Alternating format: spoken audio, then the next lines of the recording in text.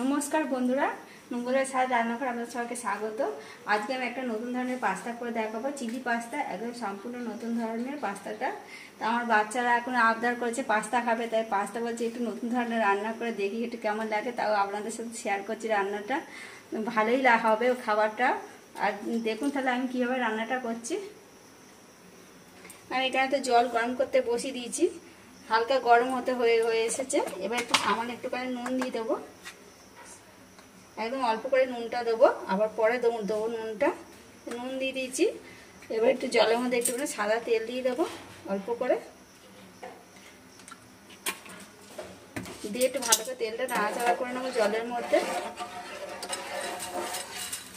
এবার যে পাস্তাগুলো আমি এখানে রেখেছি, আমি এখানে 3টে প্যাকেট পাস্তা নিয়ে নিয়েছি। সেই পাস্তাটা দিয়ে দিচ্ছি। এখানে প্যাকেট পাস্তা নিলেও হবে, যে লুজ পাস্তাটা পাওয়া যায় সেই পাস্তাটা নিলেও হবে।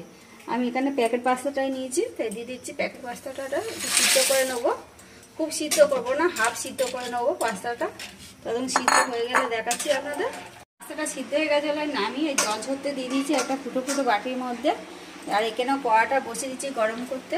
কড়া গরম হয়ে এসেছে, এবার একটু সাদা তেল দিয়ে দেবো। সাদা তেলে আমি 4টে ডিম নিয়েছি। এখানটায় যে 4টে ডিম নিয়ে নিয়েছি। 4টে ডিম একটুখানি সামান্য নুন দিয়ে একটু ফেটিয়ে নেবো, নিয়ে ভেজে নেবো। খুব ঝুরঝুরো করবো না, একটু বড় বড় ধরনের ঝুরঝুরোটা একটু সামান্য হলুদ দিয়ে দিচ্ছি অল্প করে, আর একটু নুন দিয়ে দিচ্ছি অল্প করে, দিয়ে ভালো করে ফেটিয়ে নেবো।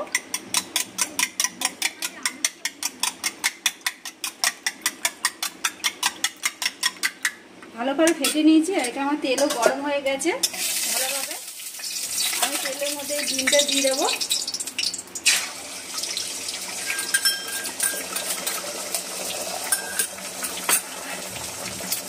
ভালো করে তেলে একটু ডিমটা ভালো করে ভাজা হয়ে যাক একটু, তারপরে একটু নেড়ে দেবো ডিমটা।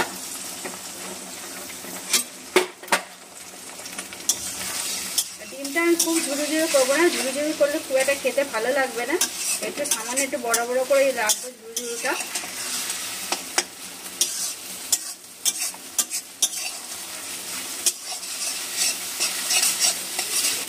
আমার ডিমটা ভাজা হয়ে গেছে, দেখুন আমি এরকম বড় বড় করে রেখে দিচ্ছি ডিমটা বন্ধুরা। এবার আমি নামিয়ে দিচ্ছি বাটির মধ্যে। আবার কড়াটা বসিয়ে দিচ্ছি। আমি ওই কড়ার মধ্যে আবার একটু সাদা তেল দিয়ে দেবো।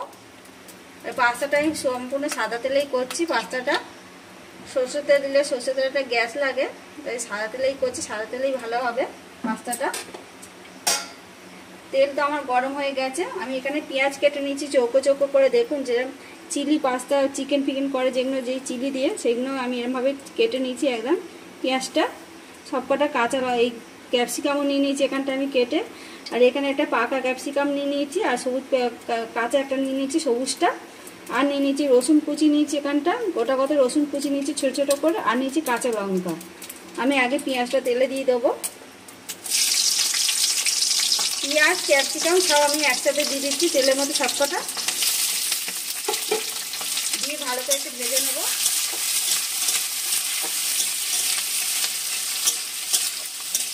আর ক্যাপসিকাম পেঁয়াজটা ভাজা হতে হতে আমি তখন 3 রকম সস নিয়েছি, সস কটা একটু মিশিয়ে নেবো।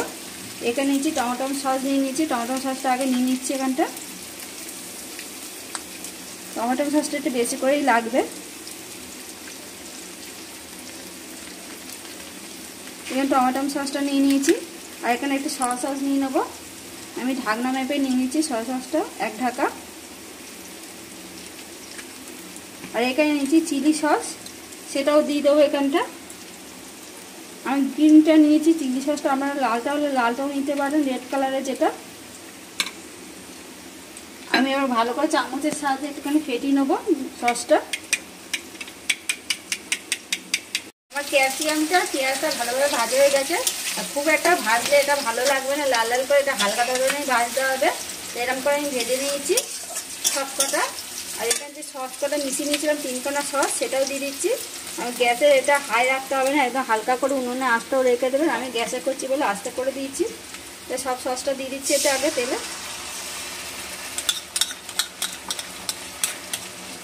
দিয়ে একটু ভালো করে নেড়ে নেবো। করে নেড়ে নিতে হবে। এবার সামান্য অল্প করে আবার একটু নুন দিয়ে দেবো। সিদ্ধের সময় অল্প করে নুন দিয়েছিলাম, তাই এখন অল্প করে নুন দেবো। আর সস এমনি নুনটা হাফ আছে, তাই অল্প করে নুনটা দিতে হবে। মাপটা দেখে ভালোভাবে দেবেন নুনটা, যেন না বেশি না হয়ে যায়, তাহলে খাওয়া যাবে না। সসটা দিয়ে আমি ভালোভাবে নেড়ে নিয়েছি এখানটা। এইখানে যে পাস্তাটা আমি সিদ্ধ করে রেখেছি সেই পাস্তাটা দিয়ে দিচ্ছি তেলের এর মধ্যে দিয়ে ভালো করে খুন্তির সাহায্যে নেড়ে নেবো সসের সাথে।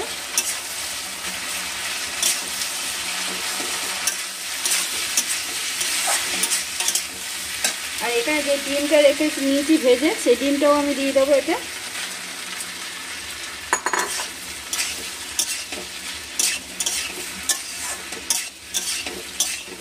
একটু নেড়ে নিতে হবে ভালোভাবে। আমি ওই বাটির মধ্যে একটুখানি জল নিয়ে নিচ্ছি, অল্প করে জলটা নিচ্ছি। আর এখানে কর্নফ্লাওয়ার নিয়েছি, সেটা আমি তুলে নেবো। আমি 1 চামচের মতন নেবো। 1 চামচে অত লাগবে না, অল্প করেই লাগবে। এরকম নিয়ে নিয়েছি আমি, দিয়ে দিচ্ছি জলের মধ্যে। দিয়ে এবার চামচের সাহায্যে ভালো করে ঘেটে নেবো।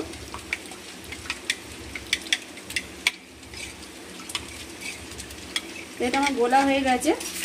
আর এখানে আমি একটা ম্যাগি মশলা নিয়েছি, ম্যাগি মশলাটা দিয়ে দেবো এতে। আর একটু সামান্য অল্প করে একটু অরিগানো দিচ্ছি, আর একটু পরে দেবো আবার। আগে একটু দিয়ে দিচ্ছি এখন একটু।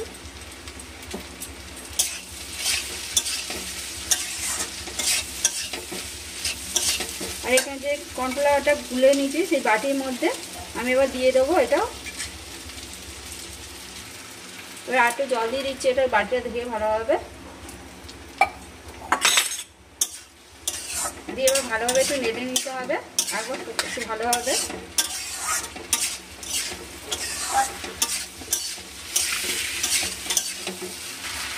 আমার এটা তো রেডি হয়ে গেছে যে চিলি পাস্তাটা। তাতে এবার অরিগানোটা দেবো, দিয়ে এবার নামিয়ে দেবো। আর নাড়বো না বেশি এতে। গ্যাস আমি বন্ধ করে দিয়েছি অলরেডি। তো এবার অরিগানোটা দিয়ে দিচ্ছি, দিয়ে এবার একটু নেড়ে নিচ্ছি ভালোভাবে।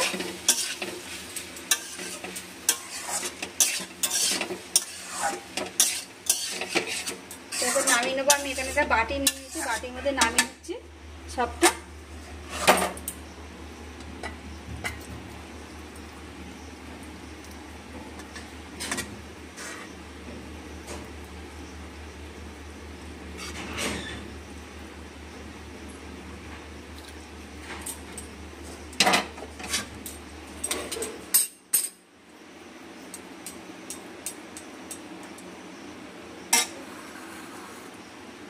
আমার এই চিলি পাস্তাটা যদি আপনাদের ভালো লাগে অবশ্যই কমেন্ট করে জানাবেন। আর ভালো লাগলে লাইক শেয়ার করে দেবেন। আর এরকম নতুন নতুন রেসিপি দেখতে আমার চ্যানেলটি সাবস্ক্রাইব করে পাশে থাকা বেল আইকনটি প্রেস করে দেবেন। আবার নতুন রেসিপি নিয়ে পরের ভিডিওতে দেখা হবে।